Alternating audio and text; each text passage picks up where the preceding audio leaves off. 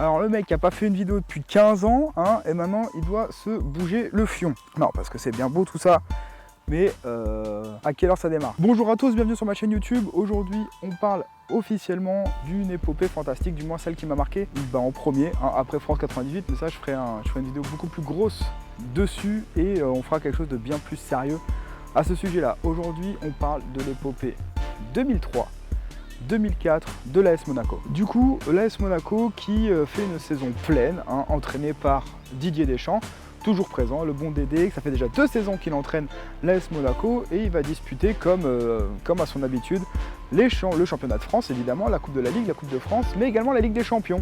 Hein, Didier Deschamps qui avait qualifié l'AS Monaco pour la Ligue des Champions cette saison-là, et c'est d'ailleurs le principal sujet de cette vidéo. Et d'ailleurs, la saison 2003-2004 commence très mal, hein, pour l'AS Monaco, parce que tout simplement leur président emblématique, Jean-Louis Campora, à la présidence depuis déjà 27 ans, hein, sur le club de la Principauté, laisse sa place à Patrice Svara, qui a tout simplement repris les rênes après 27 ans de présidence. C'est quand même quelque chose d'assez exceptionnel. Et du coup, après ce départ-là, l'AS Monaco, aussi fou que ça puisse paraître à notre époque, a de gros problèmes financiers et même est menacé de relégation pour cause de non-fonds, tout simplement. Hein, on en parle beaucoup en ce moment avec, on voit Nîmes Olympique, Tours ou encore les Girondins de Bordeaux. Donc c'est très compliqué en ce moment, enfin surtout à l'époque pour le club de Monaco qui n'est pas sûr de jouer la Ligue 1 cette saison-là. Et d'ailleurs ces problèmes financiers ont déjà donné de très mauvaises nouvelles parce que par exemple Marcelo Gallardo, joueur emblématique de l'AS Monaco, est parti pour ces raisons financières. Rodriguez aussi lui est parti également, donc ça fait de grosses pertes sportives en plus des problèmes financiers que peut avoir le club. Mais finalement le club est autorisé à jouer ce championnat. La FFF à l'époque autorise la Principauté de Monaco à participer à ce championnat. D'ailleurs, ils pourront les remercier bien fort à mon avis. Et d'ailleurs, c'est une aubaine pour eux, tout simplement parce que au début du championnat de France 2003-2004, Monaco est tout simplement premier du championnat jusqu'à avoir ce titre honorifique de champion d'automne.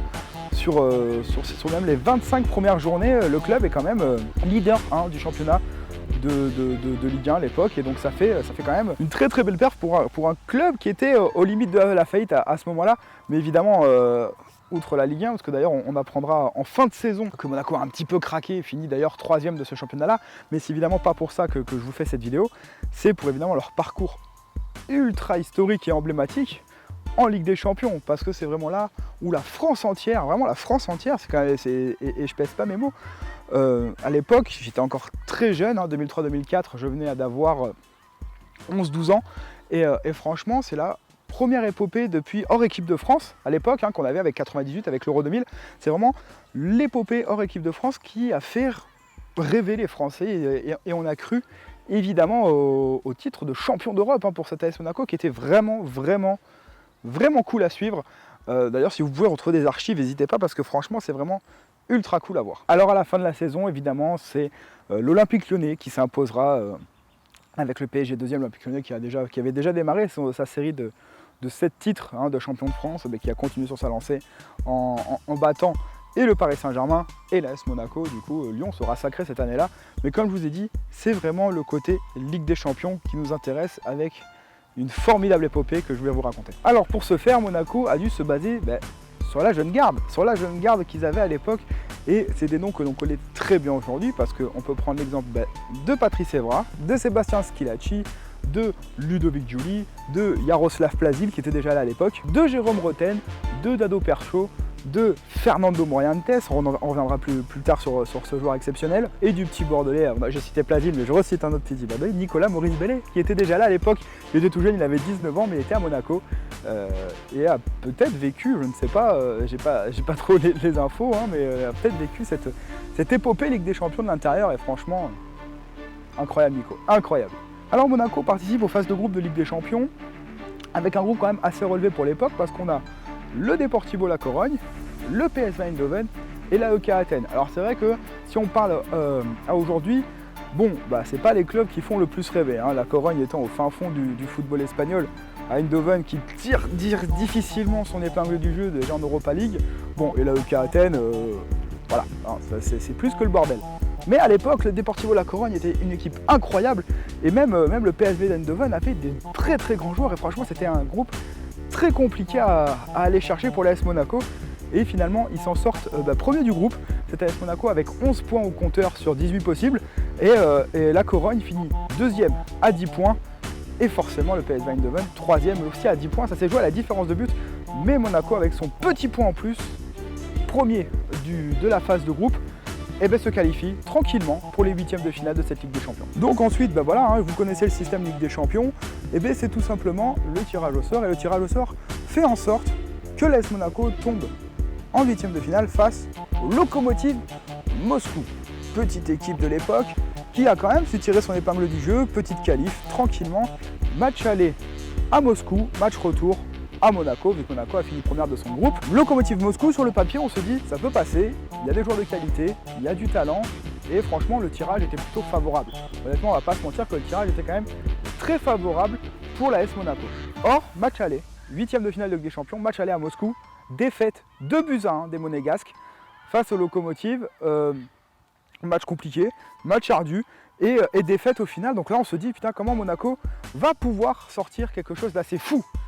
Mais là, le match retour arrive et sur ce match retour, on voit l'AS Monaco s'imposer 1-0 à Louis II, synonyme de qualification pour l'AS Monaco avec le but à l'extérieur qu'on connaît encore aujourd'hui et d'ailleurs qui devrait partir dans les prochaines années. Mais bon ça, on verra si c'est officiel ou pas, c'est en discussion, mais en attendant, le but à l'extérieur sauve l'AS Monaco d'une élimination et permet de se qualifier pour les quarts de finale de cette Ligue des Champions, qui est déjà un très beau parcours pour la principauté. De son côté, l'Olympique Lyonnais, déjà champion, etc., lui aussi a réussi à se qualifier 1-0 face à la Real Sociedad de l'autre côté. Je vais revenir après dessus, vous comprendrez pourquoi. Et du coup, tirage au sort de ces quarts de finale où l'Olympique Lyonnais va affronter le FC Porto et de son côté, l'AS Monaco tombe sur le Real Madrid. Très très compliqué, tirage le pire possible pour l'époque d'affronter le Real Madrid de Zinedine Zidane.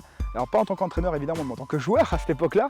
On s'en souvient de 2 ans avant, cette reprise de volée fabuleuse de Zinedine Zidane en finale face à Leverkusen. Et bien là, c'est pareil, c'est les Galactiques, c'est la grosse équipe. C'est la grosse équipe du Real Madrid et tu tombes face à l'AS Monaco. Et là, incroyable de son côté, Chelsea qui va affronter Arsenal et le Milan AC va affronter le Deportivo La Corogne. Les quarts de finale commencent et match aller au Santiago Bernabéu, plein à craquer évidemment pour cette équipe de Monaco. C'est outsider au final, parce que comme je vous ai dit au début de la vidéo, c'était quand même une situation très compliqué financièrement parlant, sportivement parlant aussi. Au final, ça fait quand même une très très bonne saison qui vont démarrer sur les chapeaux de roue et cette confiance s'accumule au fil des semaines et on voit un Monaco arriver face au Real Madrid qui n'a rien à perdre. Au final, c'est une défaite 4-2, très compliqué, mais 2 buts à l'extérieur quand même pour l'AS Monaco et c'est quand même exceptionnel. C'est quand même facile, c'est pas une bonne perf, mais ça reste une perf d'avoir mis 2 buts au Real Madrid de l'époque, au Santiago Bernabéu en étant ultra outsider. Et ces 2 buts vont être vraiment déterminants pour la suite parce que ce quart de finale retour est tout simplement exceptionnel de la part de l'AS Monaco. On se retrouve à Louis II, stade bondé pour l'époque. C'est quand même très compliqué d'avoir du monde à Louis II, vous le savez. Et là, encore plus évidemment. Real Madrid qui vient à Louis II, donc forcément le stade plein. Et c'est une prestation exceptionnelle que nous livrent les Monégasques, tout simplement parce qu'ils vont gagner 3-1 face au Real Madrid. Vous faites les comptes, 4-2 à l'aller, 3-1 au retour, 5 partout.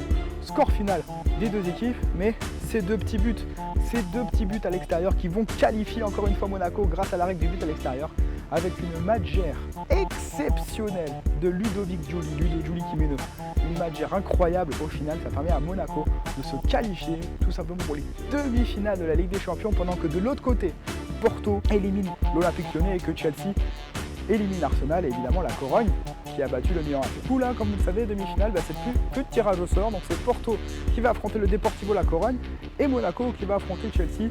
Les deux du même groupe, donc Monaco et Deportivo, qui sont en demi-finale de cette Ligue des Champions de l'époque. C'est quand même exceptionnel, faut pas l'oublier. Et derrière, évidemment, 2 matchs très très compliqués du côté de Porto, qui va éliminer très difficilement la Corogne sur un score de 1-0, le minimum syndical, alors que Monaco se qualifie quand même assez tranquillement. C'était vraiment leur tour le plus facile, c'était vraiment la demi-finale de Ligue des Champions, où ils se qualifient contre Chelsea 5-3, et du coup ça nous fait une finale Porto-Monaco. Et ce Porto-Monaco, pour toute la France, il est attendu comme la deuxième Ligue des Champions française de l'histoire du foot pour les Monégasques. Alors, de mes souvenirs, tout le pays était vraiment derrière cette équipe monégasque, comme je vous ai dit en début de vidéo.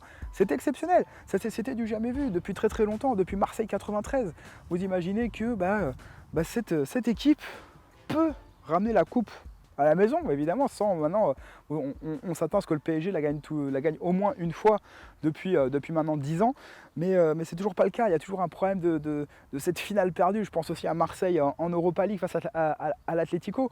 Ce PSG face au Bayern Munich, qui quand tu revois le match, il y aurait moyen de faire quelque chose, honnêtement. Il manque cette deuxième Coupe d'Europe, cette troisième en comptant la coupe du Paris Saint-Germain, mais honnêtement, il nous faut cette deuxième Ligue des Champions en France. Et Monaco était, même s'il était l'ultra outsider de cette Ligue des Champions, et bon, on se demandait qu'est-ce qui pouvait les arrêter. Honnêtement, on se demandait qu'est-ce qui pouvait les arrêter. Et c'est là où je vais revenir sur ce match de poule exceptionnel face au Deportivo La Corogne, demi-finaliste de cette même édition. Très compliqué à jouer, grosse équipe à l'époque. Ils ont gagné simplement ce match de groupe 8-3 avec un quadruplé de Dado Percho. Honnêtement, c'était le match le plus fou de Ligue des Champions de cette époque-là et de ces années-là, de toutes les années 2000. Honnêtement, il y a eu énormément de matchs, mais celui-là est au moins dans le top 5 des matchs à voir des années 2000-2010 pour cette compétition. Derrière, finale, Porto, Monaco, Gelsenkirchen, à Schalke, 58 000 personnes dans le stade. Tout le monde s'attend à ce que peut produire ou ce que va produire l'outsider monégasque. Et ce moment-là est fou, parce que même dans le stade, si vous voyez les images, tout le monde, pas tout le monde évidemment, mais une grande partie du stade attend Monaco, attend vraiment savoir que va donner pas ce petit poussé, mais vraiment ce gros outsider qu'on n'attendait pas là. Et le Porto en face, le Porto de Deco, à l'époque prêt à en découdre, prêt à gagner, parce qu'ils ont quand même, ils ont éliminé la Corogne, ils ont fait un très très beau parcours, ils éliminent Lyon qui était déjà qui maîtrisait le championnat de France depuis déjà quelques années, et eux font un parcours incroyable. Et de l'autre côté, on a ce Monaco qui élimine le Real Madrid, qui élimine Chelsea, qui élimine le Lokomotiv Moscou avec deux passages en but à l'extérieur. Donc vraiment une force de caractère sur ces matchs aller-retour assez incroyable, surtout à la maison. Là, c'est terrain neutre, pas de chichi, pas de match aller, pas de match retour, ça se joue en un match. Et malheureusement pour Monaco, c'était le match de trop, parce que Monaco va s'incliner 3-0 avec un but de Deco. Et malheureusement, c'est encore une fois une coupe qui échappe à la France en finale. Mais honnêtement, c'était une épopée exceptionnelle que je voulais vous partager, parce que tout simplement, c'est exceptionnel de voir des équipes comme ça. Puis c'était le foot d'un autre temps, avec beaucoup moins de choses qu'on connaît maintenant. Donc c'est vraiment une explosion de certains joueurs. Je pense à Morates, à Percho, à Patevra qui avait fait une saison incroyable. Jérôme Roten aussi qui était fou dans ce rôle-là. Fernando Morientes qui a fini meilleur buteur de la compétition, meilleur buteur de l'AS Monaco. Ludo Giuli qui a été révélé au grand public avec ce club-là, qui après est parti à Barcelone, etc. Vraiment incroyable. Adebayor, tout ça, je vous les ai cités au début de vidéo. Mais c'était vraiment des joueurs très très bons qui ont explosé à l'avenir. Et ce petit groupe monégasque, un peu comme ce qui s'est passé il y a quelques années avec voilà, le petit Kylian Mbappé qu'on ne connaissait pas, le Bernardo Silva qu'on ne connaissait pas, Fabinho, etc. et qui les a amenés aussi en demi-finale de Ligue des Champions. Honnêtement, c'est ces expériences-là que je retiens le plus sur les épopées Ligue des Champions, Coupe d'Europe, ce que vous voulez, parce que c'est celles qui font le plus vibrer les gens, et moi le premier.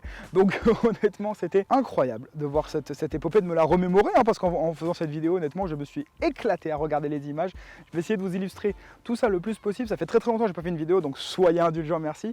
N'hésitez pas à me dire dans les commentaires de cette vidéo quelle épopée vous voulez qu'on fasse en vidéo, machin. J'ai trouvé un petit endroit, j'espère que le cadre vous plaît. Je trouve un petit endroit sympa pour tourner des vidéos, donc honnêtement, je ne vais même pas me priver, je suis tout seul, je suis pépère. Il y a juste une petite classe qui fait son cours de sport de l'autre côté, mais honnêtement, c'est trop cool.